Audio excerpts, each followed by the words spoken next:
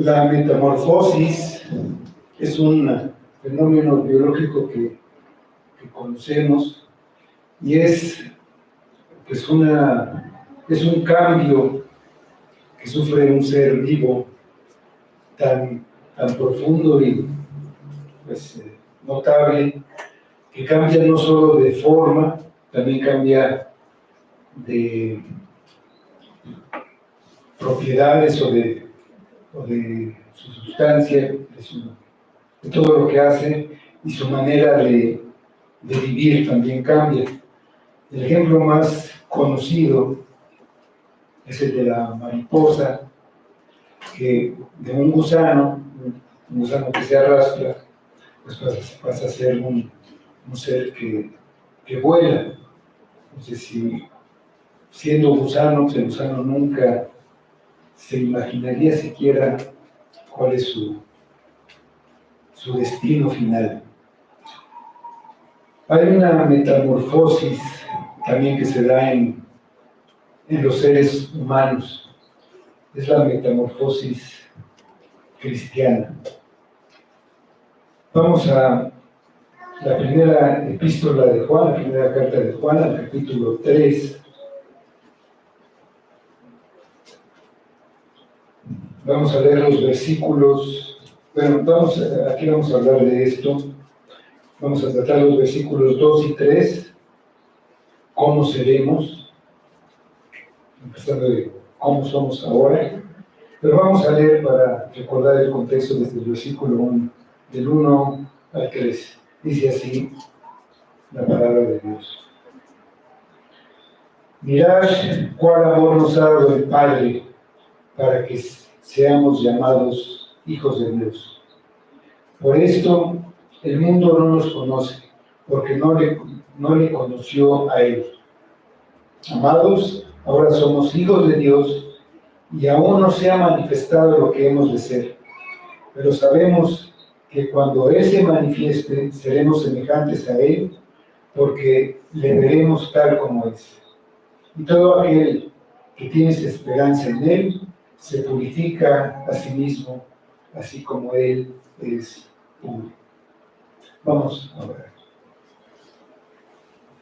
Señor, nos venimos ante ti con reverencia, pidiendo que nos ayudes a entender tu palabra y sobre todo que uses tu espíritu para aplicarla a nuestras vidas, que veas nuestra necesidad que tenemos, nuestras fallas, que son constantes, nuestra debilidad, pero tenemos a Cristo, de Él queremos contemplar para ir siendo transformados en Él. Ayúdanos, Padre, ayuda a tu iglesia, usa tu palabra, usa tu espíritu y trae salvación, trae edificación a tu iglesia.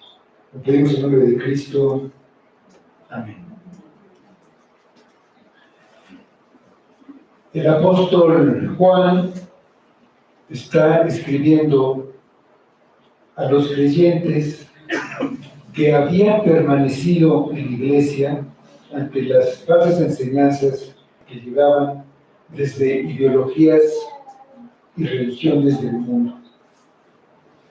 Muchas de estas enseñanzas eran sobre Jesucristo, a quien pretendían quitarle alguna parte de su naturaleza divina o humana, también desvirtuar su obra. Algunos que se suponían eran creyentes habían abandonado la iglesia. Se sumaba el atractivo del mundo, que también podía desviarlos.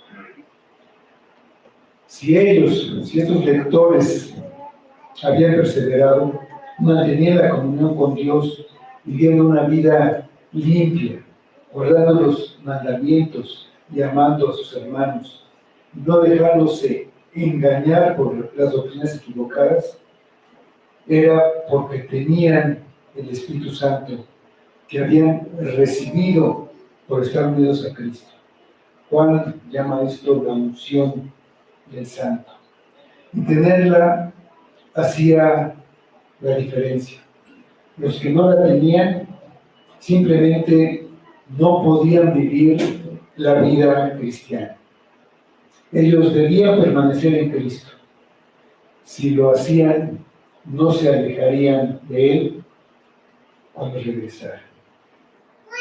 Sabían que Dios es justo y debían saber que el que hace justicia, es decir, el que vive una vida recta en comunión con Dios continuamente, es nacido de Dios. Si es nacido de Dios, es hijo de Dios. Dice, leemos el versículo 1, mirad cuál amor nos ha dado el Padre para que seamos llamados hijos de Dios. Por esto el mundo no nos conoce, porque no le conoció a Él. Todos los seres humanos son criaturas de Dios, toda la creación es criatura, pero nosotros nos llamamos hijos de Dios porque lo somos. Somos nacidos de Dios. Lo sabemos porque por la unción que tenemos también la justicia de Cristo que nos fue dada, nos fue atribuida y es contada como si fuera nuestra. Esa es la clase de amor que nos ha dado el Padre, un amor que nos hace sus hijos. Jesucristo es, en el sentido estricto, el único Hijo de Dios. Es el unigénito, es Dios, es eterno. Dice el Evangelio de Juan, capítulo 1, versículo 14, y aquel Verbo fue hecho carne y habitó entre nosotros, y vimos su gloria, gloria como del unigénito del Padre, lleno de gracia y de verdad. En ese sentido, Él es la simiente de Dios prometida para destruir las obras del diablo. Dios le dijo a la serpiente en Génesis 3:15, y pondré enemistad entre ti y la mujer, entre tu simiente y la simiente suya. Esta te herirá en la cabeza y tú le herirás en el calcañar. La naturaleza de la humanidad, de la humanidad natural, por generación humana, es de la simiente de la serpiente. Cristo es la simiente de Dios, y es la única simiente de Dios. Dice Gálatas 3:16. Ahora bien, a Abraham fueron hechas las promesas y a su simiente. No dice y las simientes, como si hablase de muchos, sino de uno. Y a tu simiente, la cual es Cristo. Que nosotros seamos llamados hijos de Dios es porque somos llamados de las tinieblas a la luz, de la muerte a la vida, y por el nuevo nacimiento, un nacimiento espiritual, somos engendrados por Dios, por el Espíritu Santo, y nacemos de lo alto. Por nuestra unión con Cristo, somos hijos de Dios, somos llamados hijos de Dios, somos de la simiente de Dios. Por eso somos enemigos de la simiente de la serpiente, el mundo, y por eso el mundo no nos conoce. No somos de ellos, y así como no conocen a Dios, no nos reconocen. Lo que somos, dice el versículo 2, amados, ahora somos hijos de Dios. Dice, amados, ahora, en este instante, ahora mismo, somos hijos de Dios. No será mañana, sino ahora mismo. Pocas veces, y tal vez ninguna, nos detenemos a pensar lo que somos. Y por eso solemos estar insatisfechos con nuestra vida. No hemos entendido el significado de las palabras, ahora somos hijos de Dios. Entonces tenemos un pobre concepto de nosotros mismos como cristianos. Vemos la vida llena de dificultades y problemas. Nos quejamos y nos sentimos infelices.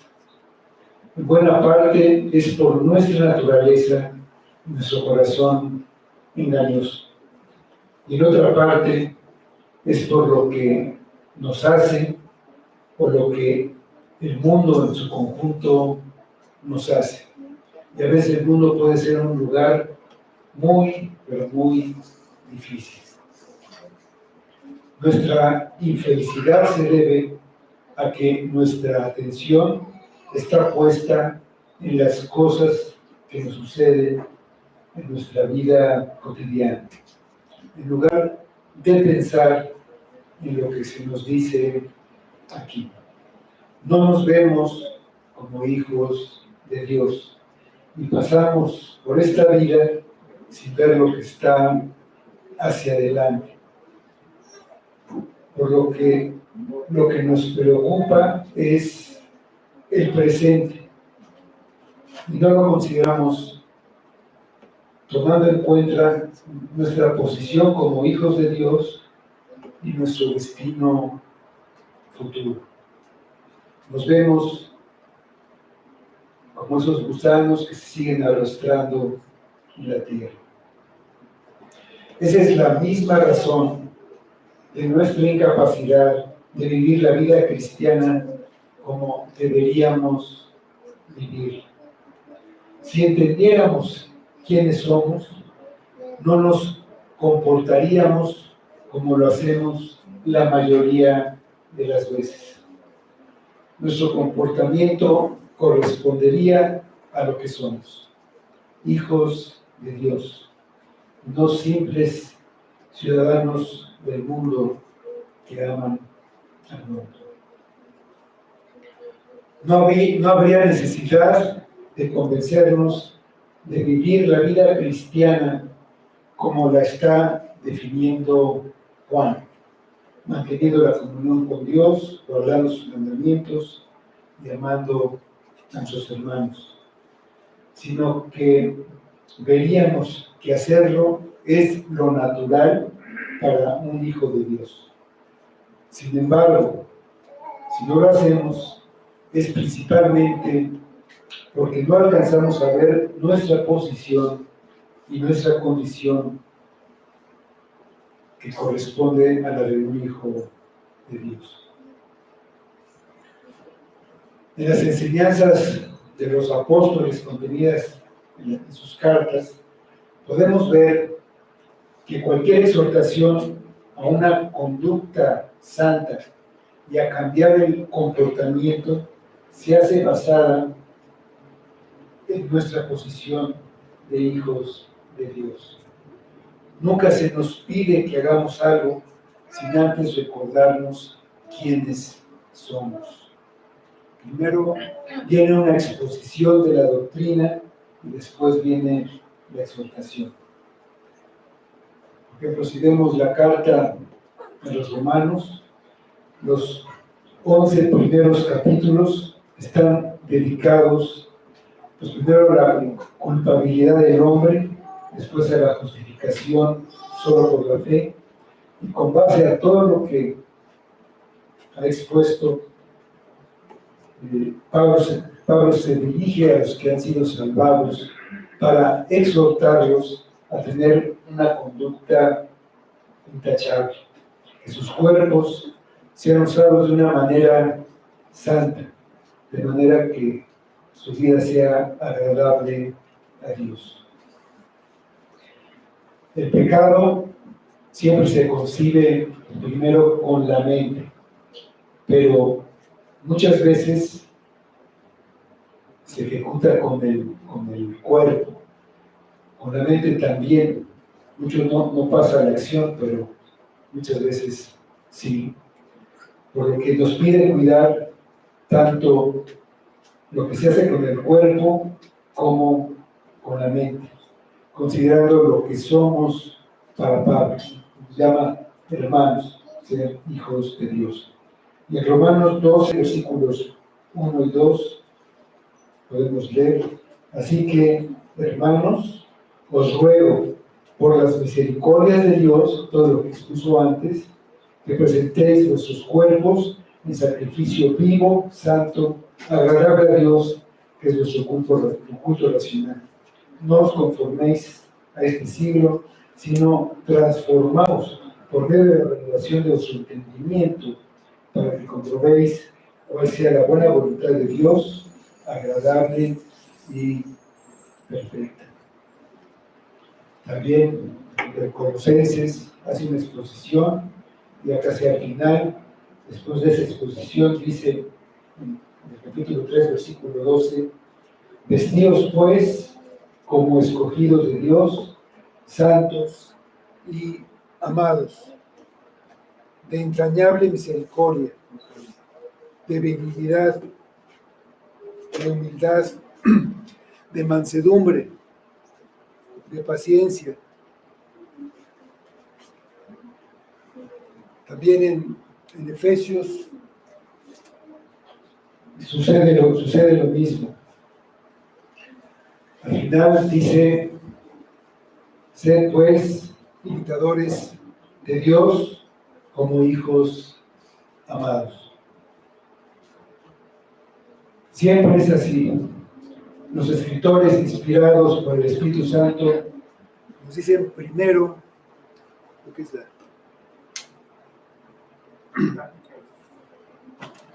¿Dónde está?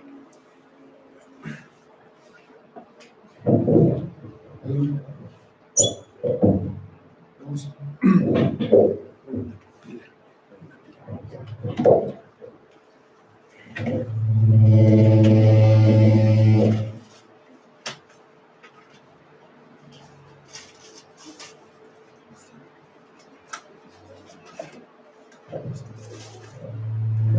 Vamos a cambiar. Mira el problema.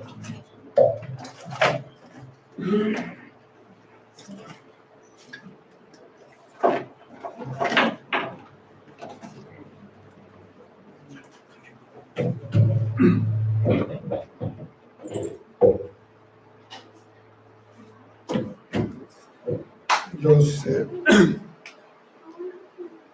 ponle sonido por decía que los escritores inspirados por el Espíritu Santo nos dicen primero lo que somos por la obra de Cristo, y por lo tanto la exhortación es una conclusión lógica de cómo debemos comportarnos. No se dé el caso en que se nos pida algo sin habernos dado la razón suficiente para hacerlo.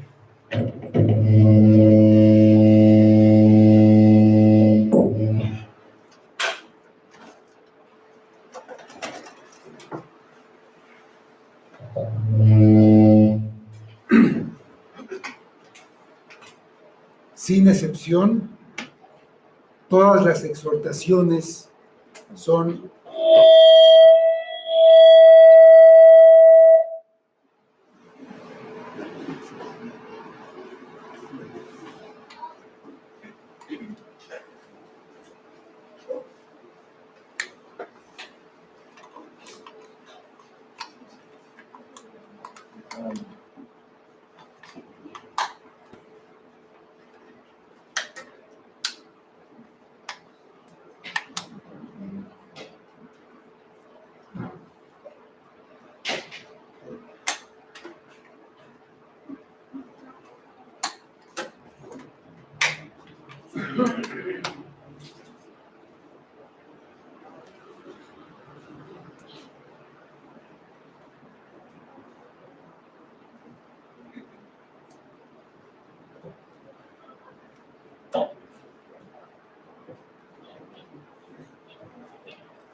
uno.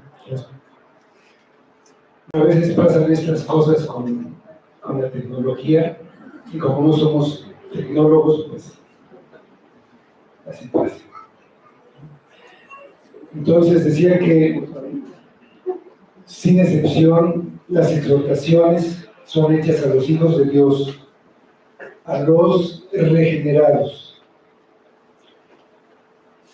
En todas las cartas y en todo el Nuevo Testamento nunca se les pide a los que no son cristianos que hagan algo con su conducta, excepto arrepentirse.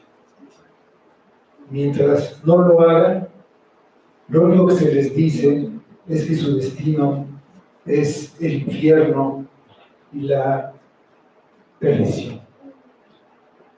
Si no se arrepienten y creen en Jesucristo, de manera que se restablezca la comunión con Dios que está rota, no hay para ellos otro mensaje.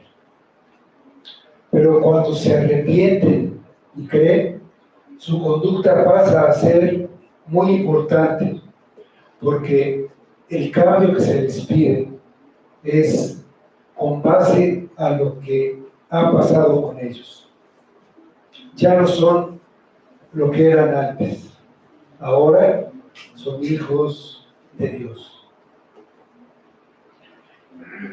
El consuelo y el aliento que hay en la palabra de Dios es solo para los hijos de Dios.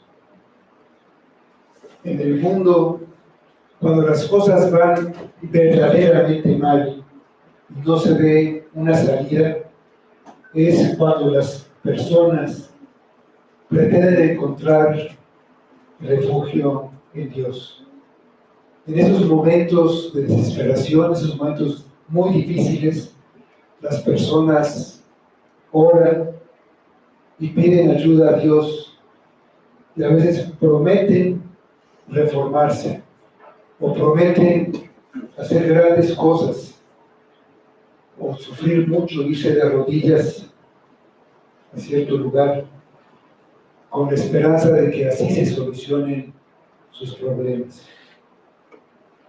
El mensaje del Evangelio es un mensaje que los condena y les advierte que deben huir de la ira venidera.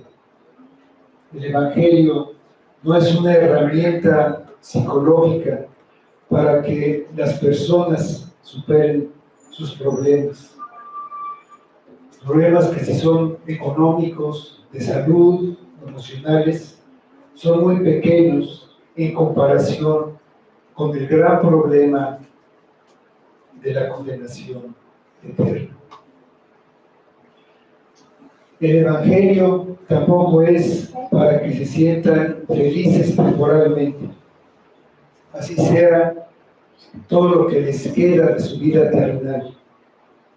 La consolación absoluta y eterna está basada en la comprensión de lo que somos y de quiénes somos. Hijos de Dios por la obra de Jesucristo. Eso es lo que somos ahora. Y somos así por el resultado de la obra de Cristo. Juan quiere dar ánimo y consuelo a sus lectores y les muestra que para recibir todos los beneficios del Evangelio es necesario vivir la vida cristiana y la deben vivir como lo que son ahora. Nos llama a la justicia, a guardar los mandamientos de Dios, a amar a los hermanos y a no amar al mundo. Si ellos comprenden quiénes son, seguirán estas cosas de una manera automática. Ser hijo de Dios es un privilegio, y todo privilegio va acompañado necesariamente de obligaciones. La obligación de un hijo de Dios es vivir de una manera que agrade a su Padre. No puede vivir una vida perfecta en este mundo, pero debe esforzarse para vivir en santidad. Si un hijo de Dios vive de manera sistemática en desobediencia y rebeldía, tendrá que sufrir las consecuencias. Cualquier pecado, hasta el más pequeño, rompe la comunión con su Padre, la que se restablece cuando se confiesa el pecado. Dice en Juan 9, si confesamos nuestros pecados, Él es fiel y justo para perdonar sus pecados y limpiarnos de toda maldad. Pero si un hijo no lo hace, el padre, como buen padre, tomará las medidas necesarias para hacerlo volver al buen camino y producir santidad y justicia en ellos. La disciplina es el medio que usa. Es un medio que no usa con los que no son sus hijos. En la carta de los Hebreos, capítulo 12, versículos 5 a 11, dice: y habéis ya olvidado la exhortación que como a hijos se os dirige, diciendo: hijo mío, no menosprecies la disciplina del Señor, ni desmayes cuando eres reprendido por Él, porque el Señor, al que ama, disciplina y azota a todo el que recibe por hijo. Si soportáis la disciplina, Dios os trata como a hijos, porque ¿qué hijo es aquel a quien el Padre no disciplina? Pero si se os deja sin disciplina, de la cual todos han sido participantes, entonces sois bastardos y no hijos. Por otra parte, tuvimos a nuestros padres terrenales que nos disciplinaban y los venerábamos. ¿Por qué no obedeceremos mucho mejor al Padre de los Espíritus y viviremos? Y aquellos, ciertamente por pocos días nos disciplinaban, como a ellos les pareciera. Pero para lo que nos es provechoso, para que participemos de su santidad. Es verdad que ninguna disciplina presente parece ser causa de gozo, sino de tristeza, pero después da fruto apacible de justicia a los que en ella han sido ejercitados. La disciplina a veces consiste en dejar que el hijo coseche las consecuencias de sus acciones. Usando otra vez la ilustración del hijo pródigo, ante su rebeldía, su padre terrenal no lo dejó sin disciplina. Él tenía que salir de su casa. Ya lo hizo por voluntad propia. Si no lo hubiera hecho, el padre lo hubiera tenido que sacar. Pero cuando él quiso irse, el padre no lo detuvo. La vida misma y el mundo aplicarían la disciplina sin el amor y sin la misericordia del Padre. Sabemos la historia, con el tiempo cayó en la miseria, no solo perdió todo lo que tenía, sino que sus compañeros eran los cerdos y se revolcaba en la sociedad. No podía caer más bajo. No sabemos el tiempo que necesitó, pero esa disciplina surtió su efecto y lo llevó al arrepentimiento verdadero. Sin ese arrepentimiento verdadero, no fue un arrepentimiento nada más de dientes para afuera, pero un verdadero, y sin él no se podía restablecer la comunión con el Padre y podía regresar a la casa. La disciplina era necesaria, era indispensable para que el hijo se comportara como un hijo. haberlo dejado en su actitud y sus caminos, aunque le hubieran ahorrado sufrimiento en este mundo, tendría un sufrimiento eterno. Con el arrepentimiento verdadero, ahora era otra vez un hijo. Entonces recuperó los privilegios de hijo. No es que haya dejado de ser hijo por un tiempo. Como te dijimos, un hijo siempre es un hijo. Nosotros nunca seremos más hijos de Dios de lo que somos ahora.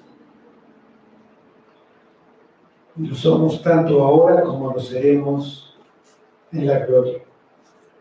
Seremos mucho mejores seres humanos, pero no más hijos. El hijo pródigo era tan hijo como el hermano mayor.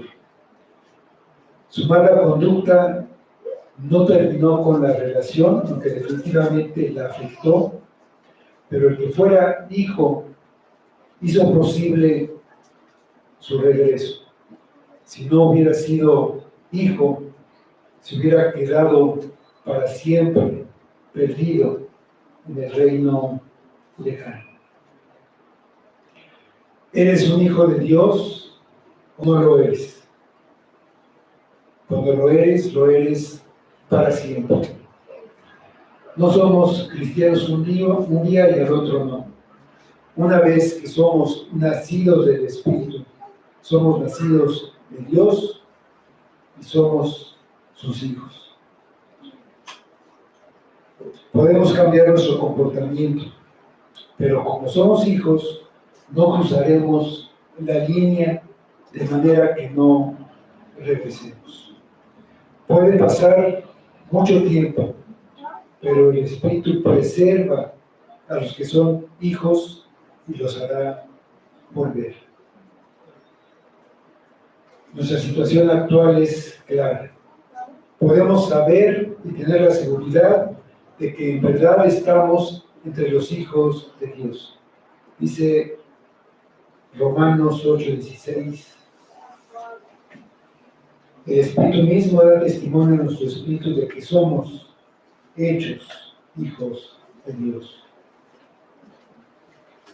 Podemos pensar que no hay nada más grande, nada más importante que ser los hijos de Dios. Realmente no necesitamos nada más. Esa es la verdad. En este mundo no hay nada mejor, nada más importante que este privilegio, esta bendición de ser los hijos de Dios. Pero lo que Juan quiere que hagamos es mirar hacia adelante también, más allá de las bendiciones que experimentamos en esta vida terrenal y pensar en nuestro estado futuro, nuestro estado prometido. ¿Cómo vamos a hacer en el futuro debido al hecho de que ahora somos hijos de Dios? Lo que seremos en el versículo 2. Y aún no se ha manifestado lo que hemos de hacer, pero sabemos que cuando Él se manifieste, seremos semejantes a Él, porque le veremos tal como Él es. Aunque nuestra situación actual es clara, nuestro destino futuro no es tan claro en el sentido de que no sabemos todos los detalles de lo que seremos en la eternidad. Ni siquiera podemos imaginar cómo seremos en la gloria, así como aquel gusano no podía imaginar lo que sería cuando él pudiera volar. Nuestro estado futuro es incomprensible. Tenemos algunas verdades señaladas en la palabra, algunas promesas, pero Dios no ha revelado todo. Muy probablemente porque no somos capaces en estos cuerpos, con estas mentes finitas, de entender cómo vamos a ser en la vida eterna con Cristo. Dios no nos ha dado todos los detalles para que podamos tener una imagen clara en nuestras mentes. Sí nos ha dado algunas descripciones, algunos detalles, pero no hemos visto una imagen totalmente clara de cómo vamos a ser en ese futuro. Como dice Juan, aún no se ha manifestado lo que hemos de ser. En parte todavía es un misterio, algo escondido hasta el tiempo apropiado. Juan, el apóstol Juan, habla algo de la gloria. La vio en la transfiguración, en un monte alto, y tuvo una visión en la isla de Patmos. Esa gloria aún no ha sido manifestada en este mundo, pero será revelada. Aquí y ahora nos encontramos en un estado de humillación, pero vamos a pasar a un estado de glorificación. En un sentido, seguiremos los pasos de Cristo en su paso por este mundo. Estuvo en un estado de humillación, nació en un pesebre en Belén, trabajó como un carpintero sin ser reconocido. Esa era su condición y el mundo no lo conoció. Al contrario, su propio pueblo lo rechazó al grado de que murió como un criminal. Pero pasando ese estado de humillación, pasó a su exaltación, pasó a la gloria con un cuerpo glorificado, y así se encuentra ahora. Ese es nuestro destino. Cristo dijo en el Evangelio de Juan 14, 1 al 3, no se turbe vuestro corazón, creéis en Dios, creed también en mí. En la casa de mi Padre muchas moradas hay. Si así no fuera, yo lo hubiera dicho. Voy pues a preparar lugar para vosotros. Y si me fuere, y os prepararé el lugar, vendré otra vez, y os tomaré a mí mismo, para que donde yo estoy, vosotros también estéis. En esta vida no podemos esperar un trato diferente. El mundo no nos conoce porque no lo conoció a él. Esta vida está llena de problemas, de dificultades, de persecuciones, de sufrimientos, pero también hay bendiciones indescriptibles. Comunión con Dios en su palabra y en la oración. Comunión con nuestros hermanos y hermanas en Cristo. El privilegio de compartir lo que Dios ha hecho en nosotros con otros. Si hemos recibido tantas bendiciones aquí, en este mundo temporal, lo que vamos a recibir en la eternidad, en la presencia de nuestro Dios, es indescriptible. Aquí tenemos una descripción específica de nuestro futuro. Sabemos que cuando Él se manifieste seremos semejantes a Él, porque le veremos tal como Él es. Dice Romanos 8:29, porque a los que antes conoció, también los predestinó para que fuesen hechos conformes a la imagen de su Hijo, para que Él sea el primogénito entre muchos hermanos.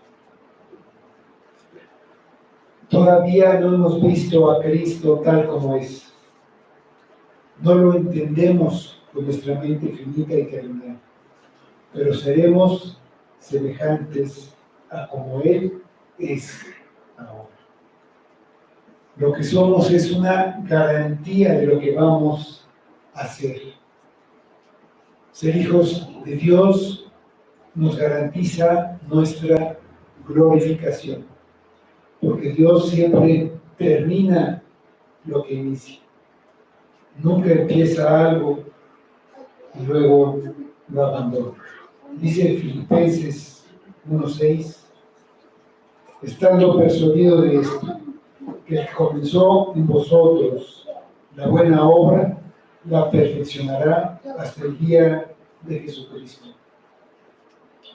Nuestra glorificación será perfeccionada cuando Jesucristo regrese, no antes. La segunda venida de Cristo es un hecho.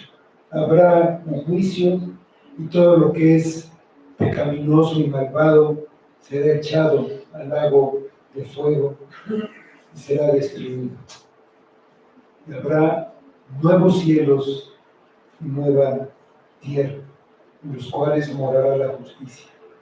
Así llegará la gloria, y así como Cristo vino como un niño en Belén, regresará como el Rey de Reyes y el Señor de Señores, y seremos semejantes a Él porque lo veremos tal como es, con toda su gloria. Lo veremos cara a cara y estaremos mirando por toda la eternidad.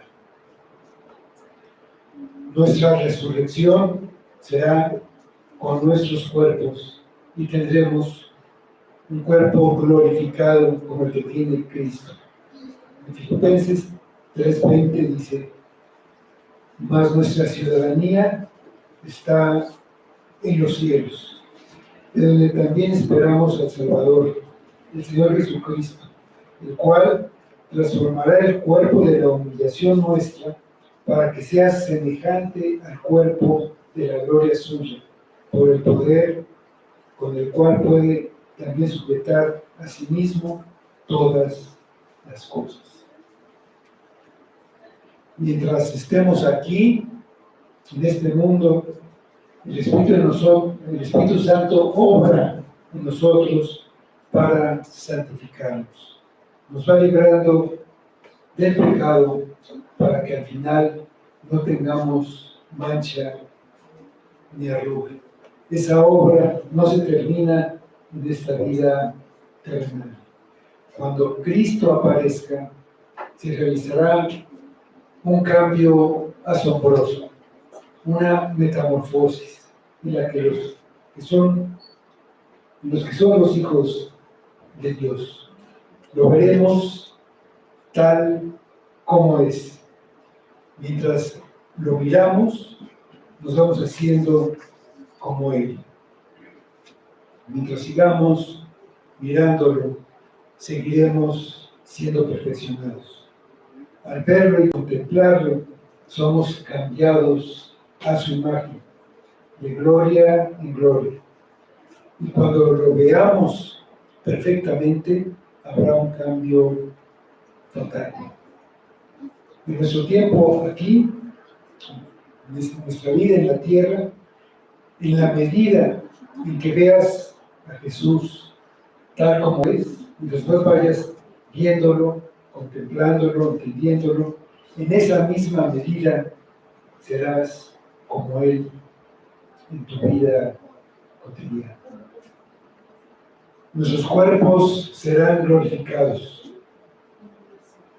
Una parte de su gloria estará en nuestros cuerpos para que los cielos y la nueva tierra, ahí tengamos un cuerpo adecuado para un espíritu santificado.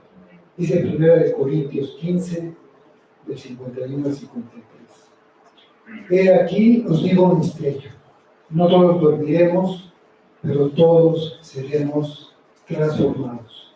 En un momento, en un abrir y cerrar de ojos, a la final trompeta, porque se tocará la trompeta.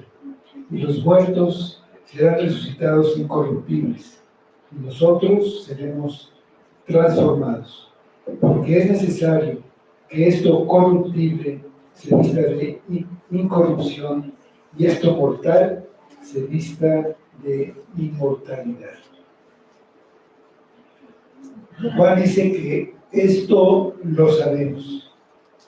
Saberlo nos debe ser de ánimo y consuelo ante el rechazo y las dificultades que enfrentamos en el mundo. Es nuestra esperanza y sabemos que es una realidad, aunque no sepamos cuándo. Ser hijos de Dios también trae una responsabilidad. Dice el versículo 13. Y todo aquel que tiene esta esperanza en Él se purifica a sí mismo, así como Él es puro. Cuando una persona tiene esta esperanza, el resultado es que va a purificarse a sí mismo. Un hijo de Dios que ha experimentado el amor tan grande de su Padre se va a purificar a sí mismo. No se purifica para recibir la esperanza. El deseo de purificarse viene después de la salvación. Es el resultado de ser hijo de Dios. Un resultado del cambio que se produce cuando Dios salva a una persona. Un hijo de Dios con la esperanza de su estado futuro va a vivir de una manera pura aquí en el mundo. Esa es nuestra responsabilidad presente cuando tenemos la esperanza de la vida eterna y la esperanza de ser como es Cristo algún día. Debemos purificarnos como Cristo es puro. Aquí está lo que debemos hacer. Siguiendo en la carta, avanzando en la carta, en los siguientes versículos, Juan nos va a decir cómo hacer eso.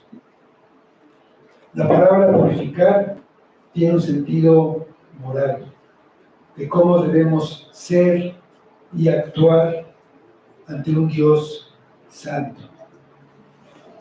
En el Antiguo Testamento, Dios había mandado al pueblo de Israel presentarse delante de Él solamente estando purificados y limpios de pecado. Ellos lo hacían de una manera simbólica con la sangre de los sacrificios.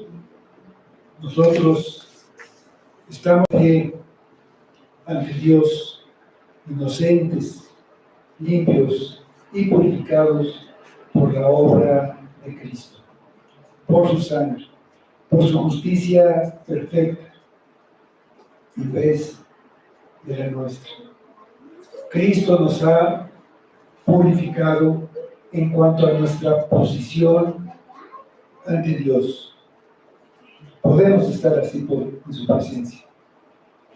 De una manera, esta responsabilidad de ser puros como Cristo ya se ha hecho en nuestras vidas por la obra de Cristo. Pero también hay algo que tenemos que hacer. Las promesas que tenemos como cristianos, la esperanza que tenemos debe afectar la manera de cómo vivimos ahora. La posición que tenemos en Cristo debe afectar nuestra manera de vivir. Haber sido purificados por Cristo es la razón para purificarnos cada día, de purificar nuestras mentes, nuestros pensamientos, nuestras acciones, nuestras palabras, todo. Nosotros tenemos que purificarnos a nosotros mismos por la esperanza que tenemos Debemos vivir vidas puras aquí en este mundo cada día. Nuestro deseo es el de ser como Cristo. Ahora podemos y debemos empezar con este proceso de santificación que no va a terminar hasta que seamos glorificados y purificados completamente al ver a Cristo tal como es. Debemos esforzarnos para vivir así, dependiendo del Espíritu Santo para guiarnos y que Él haga la obra en nosotros. Aunque estamos aquí, si somos hijos de Dios, tenemos una esperanza segura. Ni las peores pruebas de la vida podrán disminuir la confianza en la eterna promesa de Dios. Mientras más dificultades enfrentemos en esta vida, más brillante se vuelve nuestra esperanza. Es más, nuestra esperanza no está en el cielo ni en la gloria que tendremos allá. Nuestra esperanza está en Él, en Cristo, y solo en Cristo. Nunca debemos poner nuestra esperanza en otras cosas, no en una persona a la que amamos, no en triunfar en la vida, en el éxito, no en una pensión, no en la salud, no en las posesiones, o simplemente en nosotros mismos. Nuestra única esperanza está en Él, en Cristo. Vamos a orar.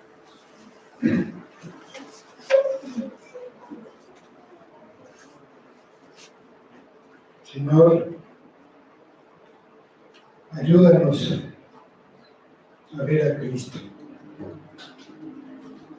No lo conocemos. Imaginamos muchas cosas de Él, pero no lo hemos visto como Él.